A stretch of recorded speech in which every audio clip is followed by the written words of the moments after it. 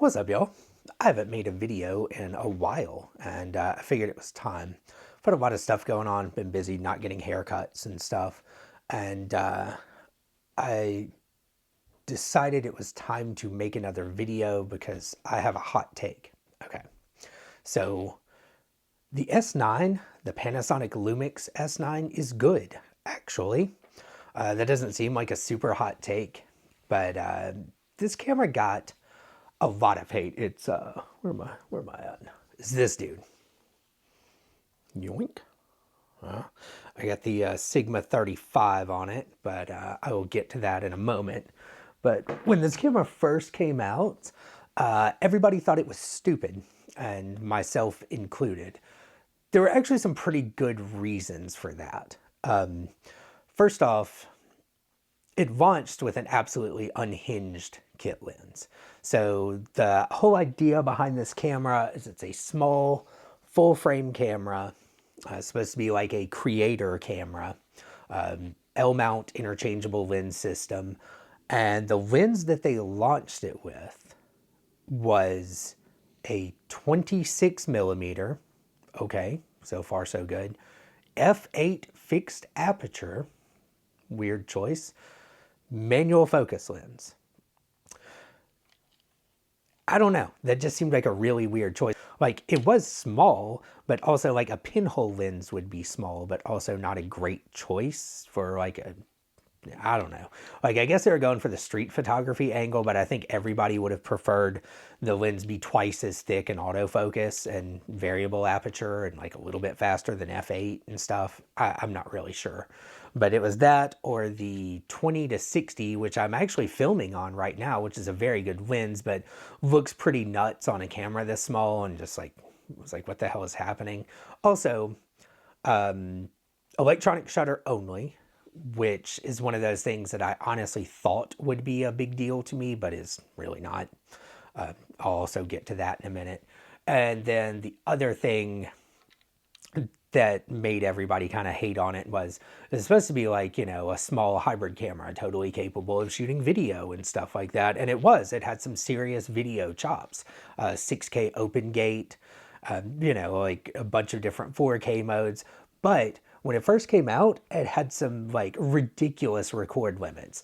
I believe it was 10 minutes in 6K, 15 minutes in 4K, and 20 minutes in 1080, which means that like this video that I'm shooting right now to just ramble about this camera will probably run more than 15 minutes and will definitely run more than 10. So I couldn't even shoot this talking head kind of segment on that video, on that camera when it came out, which kind of made it like completely pointless. It's like we put all of these awesome video features in it. You can use them for 10 minutes. It's like, great.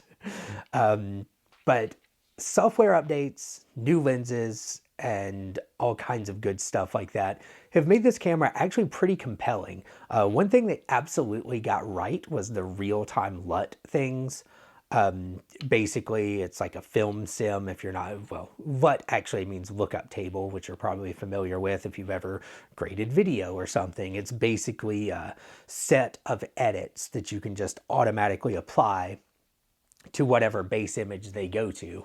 But it's in practice, it's very similar to Fuji film sims, because previously you would use a LUT on your computer in like Final Cut Pro or something. You would shoot in some log profile, shoot video in some log profile, then you throw a LUT on it to get it back to like a normal color space, or you could save all of your custom edits to a LUT and just automatically apply that and at least have a decent starting point. Well, the way this works on the Lumix cameras is they have what they call real-time LUTs, which basically means you can just apply those set of edits in camera. So you'll just be shooting video or taking photos with those edits already applied to your photos, which is pretty cool. But yeah, so that they absolutely did get right because it works really well. And to me, having owned a bunch of Fuji cameras, I actually prefer the real-time LUTs because there's so much more flexibility. You don't just get the 12 that the manufacturer gives you.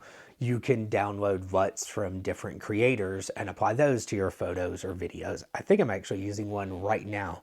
I need to look up where I got this from, and I'll put it like down in the description or something, but I've been using the Filmmic LUT I'm using it right now for video, and I've also been using it quite a bit in photos. It looks really good, kind of a slightly old film look, but nothing like too crazy. Like it's one of those things where it just looks cool, but it doesn't look like super like edited, you know, it doesn't look like an effect or anything. Overall, super like it. But yeah, so you can download direct from the app. They have some of their own LUTs. They have worked with some creators to put their LUTs directly into the Lumix Lab app, which is also awesome. And you can also just go online and find LUTs from someone, you know, whoever. A lot of people that shoot Panasonic are putting their LUTs on their website and making them available to download.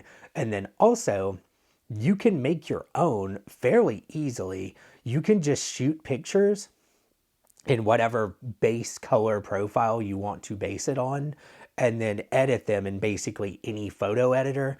Then you can export your edits as a 33-point LUT and put them on the camera. So if you like are super into editing, which I am not, which is honestly why I really like this camera, but if you are and you have like a personal style or something, you can export your edits as a LUT and just shoot that in camera so that all of your photos basically come out with your edits already on them, which is super rad. They did release a software update, as I mentioned, that removed the record limits, so that's awesome. And they came out with an 18-40 kit lens, which makes like a lot more sense. It's a much smaller lens. It's variable aperture. It's not super fast, but I mean, it is a kit lens. I think it's 4.5 to 6.3 or something like that. But it's small, it's lightweight, it's autofocus. Like it just makes the camera make more sense. I am rocking the Sigma 35, which is my own personal trade-off decision to have a slightly larger lens for a faster aperture. It's an f2. But overall, the camera is actually really good. So good, in fact, that I actually sold my X100 after shooting with this for a couple of weeks because I just prefer it. I'd had the X100 for a little bit over a year. I was one of the lucky few that managed to pre-order one right at midnight and actually get it like a week or two later last year when the X100 came out. And I didn't have to wait a full year to determine that it's a good camera, but it just wasn't doing it for me. Like, I don't really know why. But the X100, I think it's because I bought a full frame camera. And then the X100's both autofocus, which isn't really an aspect of full frame versus APS-C, but the X100's autofocus was just like not great for taking pictures of my kid running around. It's gotten better, but it's still not amazing. The lens was noisy, like it was, you know, like the old in autofocus.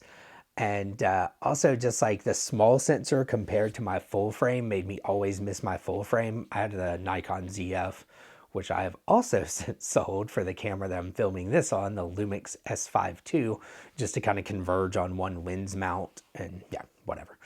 But at any rate, I just like the X100 was just not making me want to take photos is what it really came down to. And that's honestly the number one thing for a camera for me. Do I want to take it with me? Do I want to take it out and take pictures? And it just wasn't doing it. So the Sigma BF came out, or was announced. I don't remember. I don't know if it's even actually out yet, but whatever. It was announced and everybody was going crazy for it. Like, you know, it has pretty good reviews. Like, obviously it has some compromises. And a friend of mine has been suggested, has had an S9 for like 6 or 8 months and really liked it. And I was comparing the S9 to this Sigma BF. And other than like being cool looking, the S9's actually better in every way. I really don't understand the difference in reception between the S9 and the BF. So like the BF is like the media darling of all the like YouTubers and stuff, but it's pretty much just an S9 but worse. So it's the S9 if you make it look weird and cool, but remove IBIS, and the S9 has amazing IBIS. I'll show some video over this, or maybe later. Who knows what I'll do. I'm going to do a lot of editing today, aren't I? I'll show some video of the S9 stabilization. It's fantastic. Panasonic has always had great stabilization. The BF has the same sensor, no stabilization, no removable storage, which like on one hand I kind of get. It's kind of like the Apple thing, like if you build in the storage and don't make it removable or replaceable, you can make it fast. But at the same time, that means that when your storage dies, your camera dies, and there's no way for you to replace it, and you can't have any kind of redundant backups or anything like that. You can't shoot and then switch cards, or like it's definitely got some trade-offs there. So no IBIS, no removable storage. The screen on the BF does not move at all, has less controls on it. Like, I just don't get it, but it's got the same sensor and the same basic form factor and the same lens mount as the S9, and it's $500 more expensive. So I decided I would try the S9 because IBIS is pretty much a deal breaker for me. I do a decent amount of low light shooting, especially when like traveling or something, or going out to a restaurant, like reasonably low light, that I like having the ability to turn the shutter speed down if I'm taking pictures of something not moving. So I wanted the IBIS. I wanted to not spend $500 more. I wanted the removable SD card. So I was like, I will try the S9.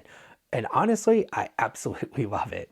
I did get lucky in the sense that when I purchased it, all of the software updates that fix like record limits and stuff like that had already been done. And the ecosystem had a little bit of time to come out with like a good amount of like good LUTs, and like they added color profiles. Like I believe that the Leica monochrome profile, which I've used extensively, pretty much my favorite and go-to black and white profile, wasn't on the camera at first, but whatever. So I did have the benefit of coming to the camera after a lot of the complaints that people had been fixed, but I still think it's been kind of unfairly judged. I will show some pictures while I ramble, or maybe I will take this part and then put it earlier in the video so I can be showing pictures this whole time. But anyway, the camera takes great pictures. The color profiles and LUTs are really good. You can get some really interesting looks, and you can also get pictures that just look like straight up good photos. The standard color profile is really good, and so is the natural color profile. The Leica monochrome color profile looks amazing and is by far my favorite black and white. It's a small camera. It's a small camera. It is small enough to put into a bag or something and carry with you everywhere, even with a relatively large Sigma 35 f2 on it. And it just generally takes great pictures and makes me want to go out and shoot.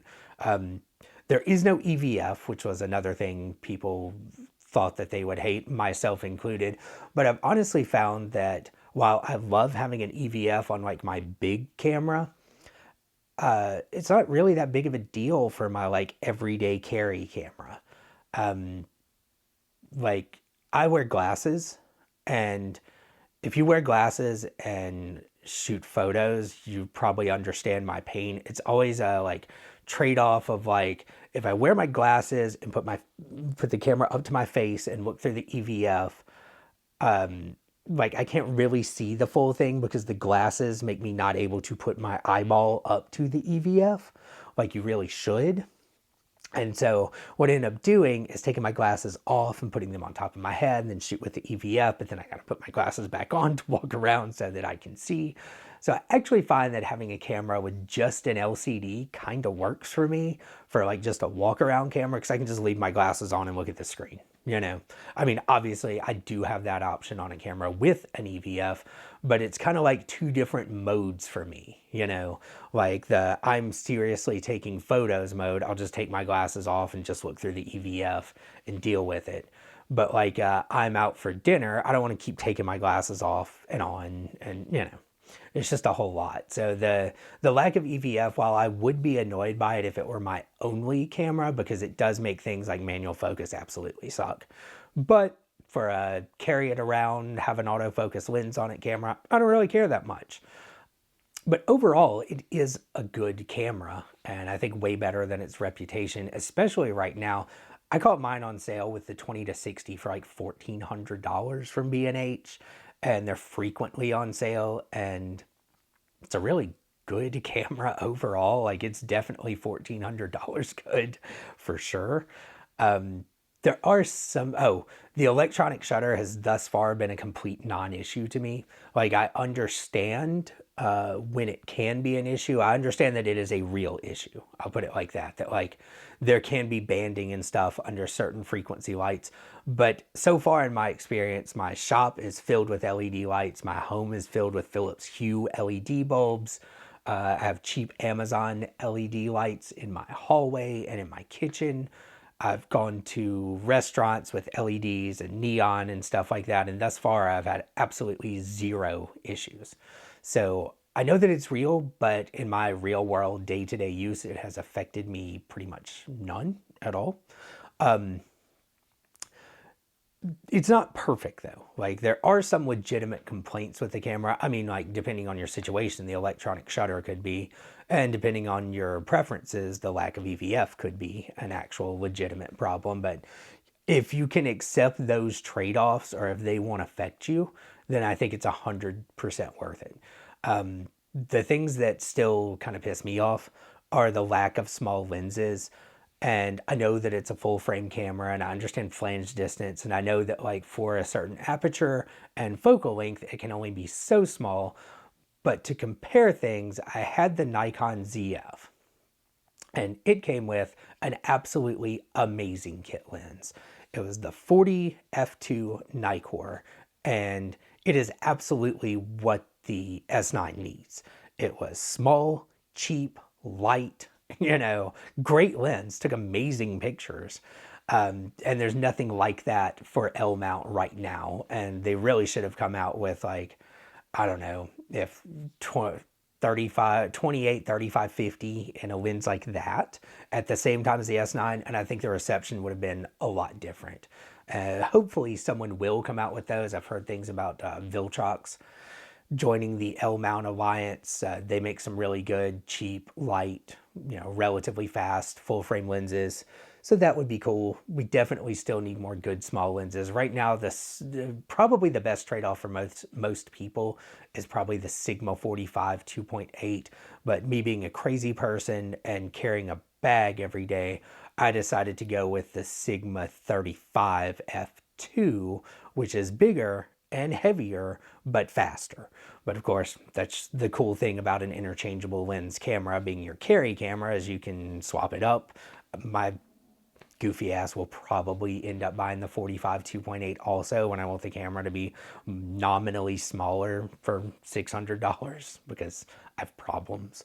But like, you can make that trade-off choice for yourself, but hopefully soon there are more options. Aside from that, I really don't have any issues with the camera, and I'm super enjoying it. It's great to carry around. Like, I take it to work with me every day. I'll stop somewhere. I've noticed that I like the Leica monochrome profile so much that I actually look forward to overcast days, because it takes really cool black and white photos on overcast days. And just generally, I think it's worth checking out. So that's my hot take. The S9's actually good. Everyone is stupid. It's better than the BF. Holler.